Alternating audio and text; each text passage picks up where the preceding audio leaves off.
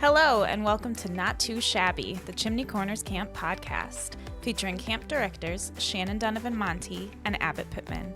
In each episode of this podcast, Shannon and Abbot will share crazy camp stories, let you in on some camp secrets, tips, and tricks, talk about life at Chimney, and even pull the curtain back on how camp runs from behind the scenes. From staffing to activity planning to the friendships we make along the way, join us twice a month for your camp fix. Hi, Shannon. Hi, Abby. How are you? Good. How are you doing? Good. I can't believe it's almost holiday time. That's bananas to me. And you know what? We missed a podcast in November. We didn't do anything. I know. We were busy.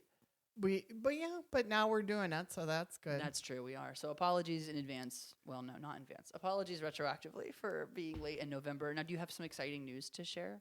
Oh, I do. Tell us. I'm a grandma now. Is Oh that my what you mean? gosh. Yes, that's exactly Yeah. what I mean. Congratulations. Yeah, on November 4th, my grandson, Rowan Christopher O'Rourke, was born. I even got to be there, which was pretty exciting. That is really special. Yeah. How crazy to see like your baby have a baby. It was wonderful. Yeah, and it's a great experience, and it's exciting to see the next generation. And it was really fun because my family came out, and my dad got to hold it. My mom and dad and my brother and sister all got to hang out with them and meet him, and so that's exciting. That's really sweet. Yeah. And they were out for Thanksgiving. Yes, All the way from Minnesota. from Minnesota. Minnesota. Oh yeah, they came in the covered wagon. Oh, of course, naturally. So you had a really good idea for this episode to talk about the holidays and our experiences with the holidays. Yeah. I think we did a couple. Well, last year, because this podcast has been a year now in the making, Wow. which is wild. Happy anniversary. Happy anniversary to our podcast, in which we missed 4 months out of the year, or 8 month out of 12 podcasts. We talked about the best present we've ever gotten. Oh. Do you remember that? Yes. Yeah, you're lying. Oh, my I can tell on your gosh. face that you're lying. My brain is broken. It's your advanced age. It is. So I had talked about how I remember getting a purple bicycle Oh yeah. and how it had taught me independence. Oh yeah. So yeah. now I thought it would be, fun to talk about maybe as adults. This was obviously my childhood. As adults, what's like the most meaningful gift you've ever gotten? What's your most appreciated? Hey, gift? don't turn the question back on me when you know you have your answer. I don't. I- I thought of a kid one. Oh, I have my answer then. I have a funny kid one. Okay, well, we already did you know what? We can do whatever we want. It's our podcast. I'll tell you mine.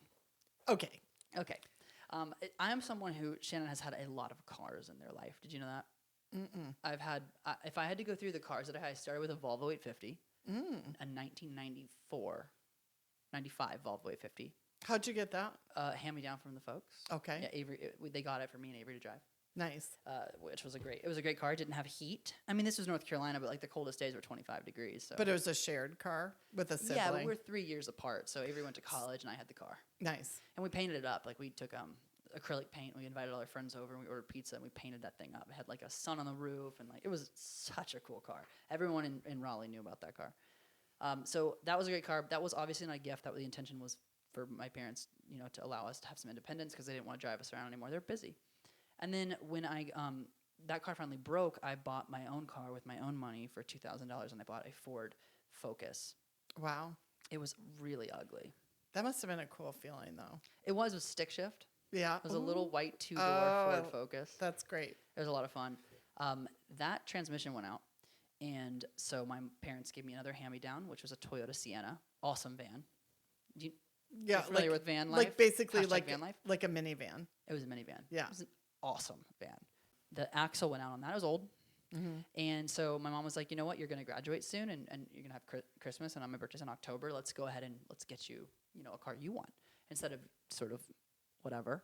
So I really wanted a Subaru Baja. Oh.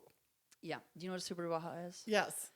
Do you want to describe it for? Well, it's kind of like a fun little car, like, right? Yeah. Is it considered a compact? I don't know. It's like on the chassis of an Outback. Okay. But But- it's super sporty, right? So no, instead of having the back seats in the Outback, it has a truck bed. It's the Subaru with the truck bed. Oh, no. Then I guess I didn't know. Oh, what it's it a was. ridiculous car. It's like, it has the same kind of vibe as an El Camino. It has like this, like the back is just It's an afterthought almost, like a Honda Ridgeline's kind of. It's just one of those cars. It just looks ridiculous with a truck bed. But I wanted it so bad. It's like all I wanted. I wanted a stick shift. I really wanted a yellow one. I couldn't find a yellow one. And so my mom and I like went shopping, and we found one in Durham, North Carolina. We went to some guy's house, and I took a look at it, and I drove it around, and I was like, this is the one I want. So we bought it, and I got to take it back to college for like a month because this was around Thanksgiving that we had picked it up. And then when I got, home for the holidays, my mom was like, okay, for Christmas, you're getting that car. I'm like, well, but I've had that car for a month. But I mean, how am I going to complain? Like, my parents are buying me a car. That's huge. So for Christmas, when I woke up that morning, my mom said, go look outside. Because she was like, I'm going to put a big old bow on that car for you for Christmas. I said, okay. So I ran outside. I didn't see a bow. I was like, Mom, you told me there was a bow. And she's like, go closer. I get closer, and I keep walking closer. No bow, and I keep getting closer. My mom has put a bow the size of a penny on the top of the car. A silver bow on the silver Baja. Oh. She thinks that's the funniest thing ever. She still talks about it to this day. Oh my gosh. Like, because you went out expecting some ginormous She said car level. Yeah. Like a bow like you put on it. If you went to a dealership and got a brand new car and they got the bows out front. No, my mom put the smallest bow she could find on there. Wow. She thinks she's so funny. She's clever. She is clever. But obviously a car is an amazing gift, and not just because it's a car, but it's similar to the bike. Taught me independence, and I taught so many of my friends how to drive stick shift in that car, which was the real gift, I think. Yes. Cars, there's so much symbology. Symbology. It's so symbolic in terms of independence. And Right. I still remember the first day that I was able to drive a car by myself, and the exhilaration of that feeling was amazing. Your story made me think of a story similar. Okay. And this is something that happens, again, as an adult. And in my case, I got married, and you suddenly realize that as a married couple that every decision you make going forward, you're going to have to make it with another person. Yeah.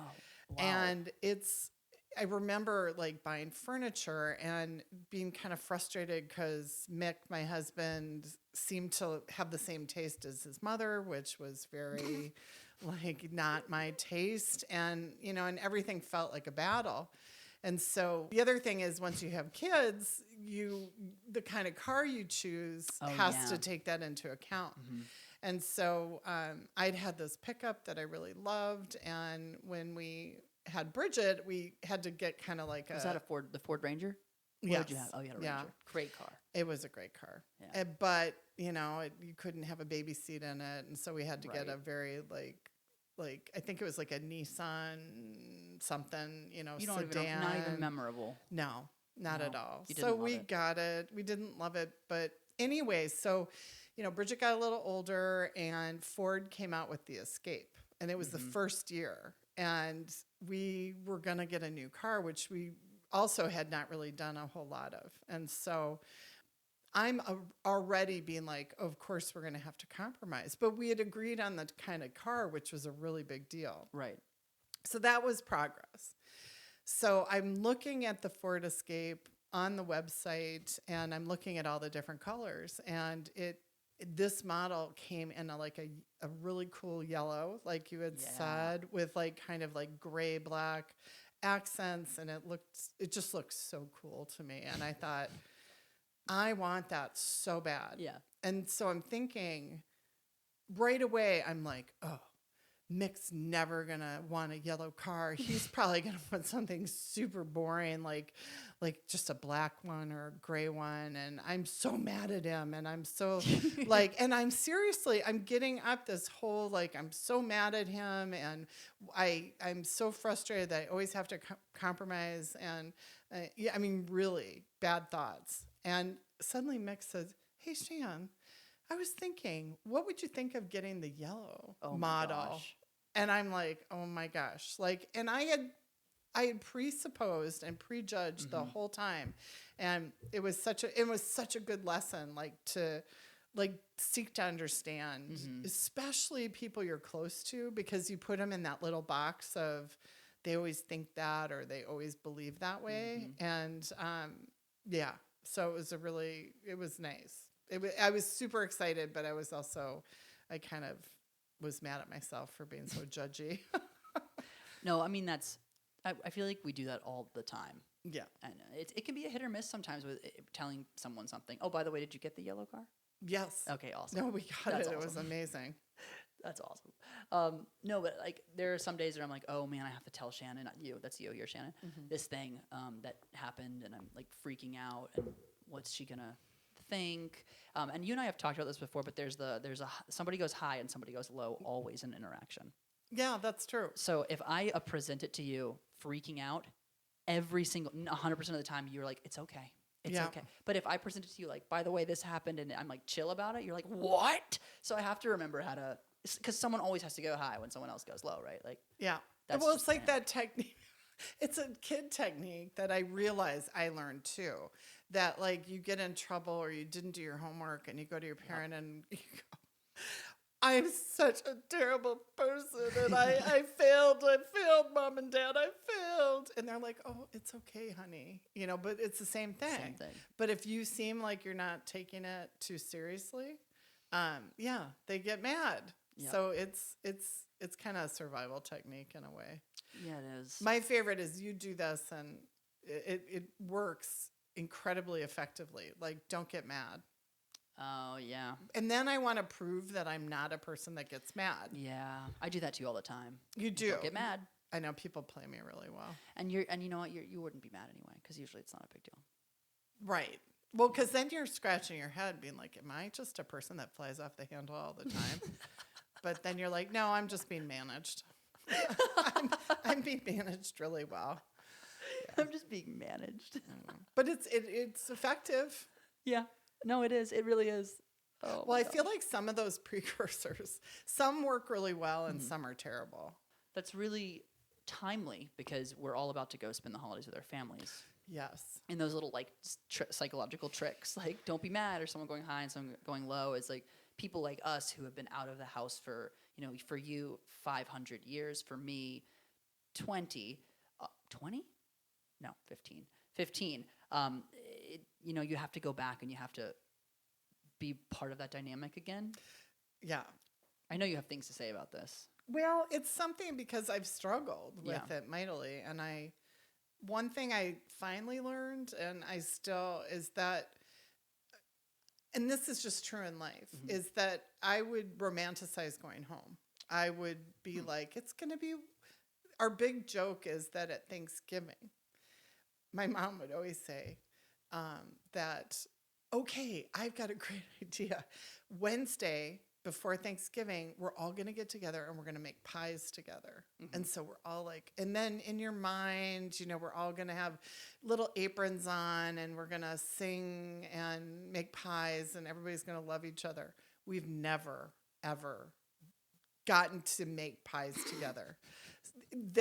And my mistake was always being like disappointed or mad that we didn't make pies.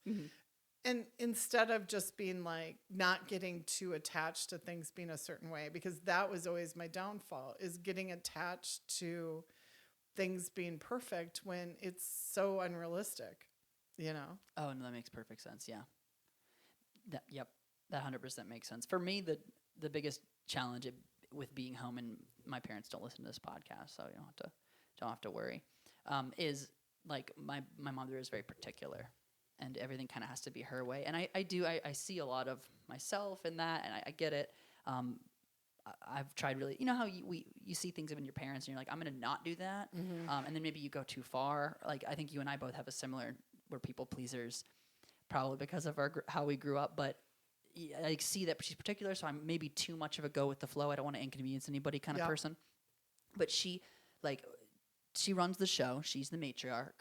My dad does what he's told, good man. And so mom kind of expects that to be how me and Avery are when we come home. Like, okay, we're doing what I want to do because I'm the boss and I know what I'm doing. And we're over here like, well, we don't want to do that. We're in our 30s. Like Avery's pushing 40 now. Well, that's unfair. They just turned 35, but 36. They just turned 36. They're pushing 40. So that's probably the biggest challenge. But I can't complain because my folks they're lovely. It's Yeah. so nice to be together. And every time I'm with them, I'm more grateful for just the unconditional love. Yeah, and it is, and both things can be true. True, And yeah. that's like being in people's lives is challenging. Like if you're alone and you can do exactly what you want, you can make any choice, you can pick any car color, any couch style you want, and it's easy. Being with people is hard. It's just, there's inevitable friction. And sometimes just saying that's how it is, it's expecting it to be perfect that messes with our head, I think. You know, the other thing I've noticed is, so my mom, my dad, my brother and sister all live in the same house together, and they have a rhythm to the way they do things. There's timing and when they have coffee and how they make dinner. And when I step in, I have a different rhythm. Like I have a different way of doing things, or like I reorganize the silverware drawer, Right. which is so rude of me because They probably I'm, like it the way they had it. of course. Although my pet peeve is they put, you know, rather than just putting the silverware in the silverware drawer, they also put lots of other things, which I think kind of clutters the whole thing. And since I'm really the main person who cooks, like when I'm there, and Okay, that makes sense. but it's rude of me. I'm aware of it, and I try to like not do it too much. But that's the funny thing. It's like you're on two different frequencies, Right. and so you jangle each other. Yeah. And I think that's another thing that happens when you get older and you're set in your ways. Like you say, your mom's particular. We all have to be on guard for this because we get into our habits, and when people don't seem to do things the way we think it should happen. That's like why when you drive with somebody and they put the brake on at a different time, or Yeah. they turn at a different angle, they're not driving badly. They're just driving differently than the way you feel like it should be. And so people like me who are terrible passengers. Yeah. You don't let yourself be a passenger. You only ever drive. with Yeah, us. my brother's the exact same way. It's because we have our sensory thing gets so jangled that we Right. get crabby and we don't like who we are as a passenger. So Yeah. it's not that person's a bad driver. That's the thing you have to remind yourself. It's just different. Right. The way they do something, you know, I saw this. We had a holiday party, as you know. Abbott and Jules were outside for 3.5 hours in a Just two. Well, no. super it was about cold. three. It was super cold, and they were troopers. We did archery. With the town of Beckett, and there was a person, an older person at the party, and I saw them talking to the organizers, and they were very upset. And I went over to her and to the organizer, and I said they were mad because the kids were running, right? Mm-hmm. She said, yeah. And I thought, why can't they just let kids run?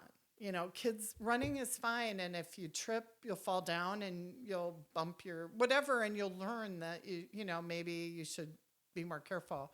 But then I also realized this person was probably afraid of getting run into. Mm-hmm. There was some fear. And again, I think this is a person who's used to having a lot of control in their life, and it jangled them. And so I think that's that, having empathy for the fact that people have just different sensibilities and Yeah. different, like, Particularities. yeah. No, and then when you're talking about, this is such a good like segue, like thread running through this conversation, because you're talking about getting that car with Mick and how you have to always make some contingencies when you are married. You have to compromise. Yeah. And that goes for every relationship. Yeah. And I think it goes very strongly with camp, because you're in a Yeah. cabin of 7 other kids. You've got 2 counselors who are going to be very different. They're probably going to disagree on a bunch of stuff too, but they're going to have a perception that maybe if you're a returning camper, they're not the same as your other counselor. Maybe they don't let you do underwater basket weaving when your other counselor did. Right. You know what I mean? So I think that brings up a really interesting point as we enter the holidays, when we're going to be around our families very closely and everyone has their own particularities, how camp molds our kids into people who can be flexible in those scenarios. That's right, because every time you go into that new cabin group, and I know a lot of people get frustrated when we encourage them to mix it up, and they're like, but it was so perfect. last year, I want to recreate the exact same cabin. So please, I'm going to request all my friends, and I want the same counselors. First of all, even if you do that, it's going to be different because everybody's gone through a year. And that's our imagination that things were perfect. But by mixing up and learning how to deal with different personalities, you are going to appreciate the difficult people in your life. You're going to appreciate the people who pushed you to think differently so much more, even though it's harder. It's the stuff that is going to make you just that little bit better at flexing. When you go to college, you're going to have a little more tolerance for your roommate who eats the food out of the fridge, your food, or who leaves their clothes around on the doesn't floor. make their bed or whatever. Or maybe you're that person who doesn't make your bed. Maybe you're the problem. But hopefully you've learned from camp. Clean up your space. Nobody likes a messy room. And you've probably learned how to have like those hard conversations. You'll know better than to say no offense. You'll say, you'll just be straight. You'll say, hey, I'm frustrated that you are, can we find a middle ground here? Yeah.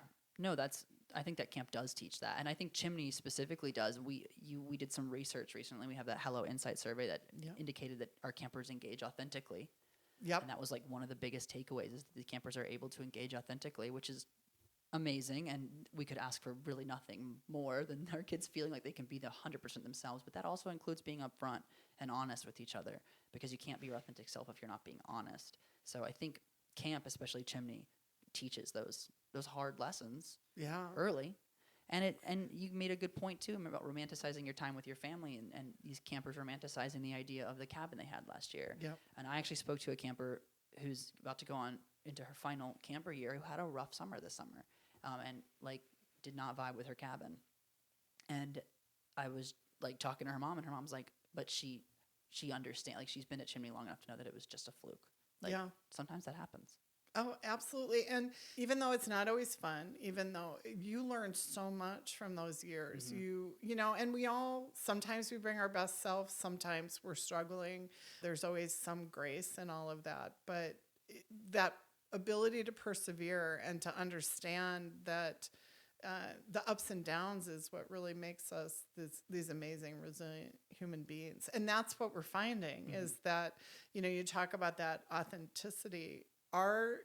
The way our kids go out in the world, the way they function in school, the way they function when they go to college or when they have other kinds of life adventures out in the world, that they're really distinguishing themselves, not because their life is perfect but when things are hard, they know how to go, wait a minute, let me, take a minute.